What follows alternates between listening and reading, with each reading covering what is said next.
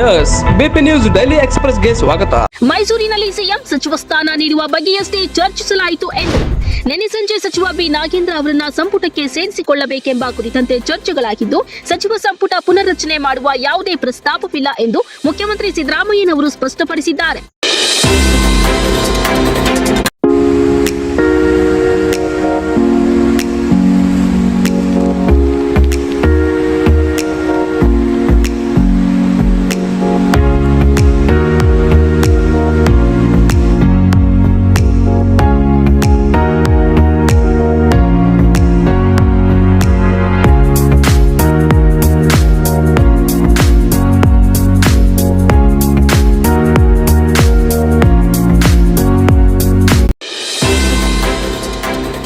ಕೊಪ್ಪಳದಲ್ಲಿ ಜೀವಾವಧಿ ಶಿಕ್ಷೆಗೆ ಗುರಿಯಾಗಿದ್ದ 97 ಮಂದಿಗೆ ಹೈಕೋರ್ಟ್ ಜಾಮೀನು ನೀಡಿತು. ಗಂಗಾವತಿ ತಾಲೂಕಿನ ಮರಕುಂಬಿಯಲ್ಲಿ ದಲಿತರ ಮೇಲಿನ ದೌರ್ಜನ್ಯ ಪ್ರಕರಣದಲ್ಲಿ ಕಳೆದ ತಿಂಗಳು ಜೀವಾವಧಿ ಶಿಕ್ಷೆಗೆ ಗುರಿಯಾಗಿ ಜೈಲು ಸೇರಿದ್ದವರ 98 ಜನರ ಪೈಕಿ ಇಂದು 97 ಮಂದಿಗೆ ಜಾಮೀನು ಜಾರಿಗೊಳಿಸಿದೆ. ಈ ಕುರಿತಂತೆ ವಿಚಾರಣೆ ನಡೆಸಿದ ಧಾರವಾಡ ಹೈಕೋರ್ಟ್ ವಿಭಾಗೀಯ ಪೀಠವು ಆದೇಶ ಹೊರಡಿಸಿದೆ. ಜಾಮೀನು ಅರ್ಜಿ ಹಾಕಿದ್ದ A1 ಆರೋಪಿ ಮಂಜುನಾಥನನ್ನ ಹೊರತುಪಡಿಸಿ ಇನ್ನುಳಿದ ಪ್ರತಿಯೊಬ್ಬರಿಗೂ 50,000 ರೂಪಾಯಿಗಳ ಬಾಂಡ್ ಹಾಗೂ ಒಬ್ಬರ ಶ್ಯೂರಿಟಿ ಪಡೆದು ಜಾಮೀನು ಮಾಡಿದೆ.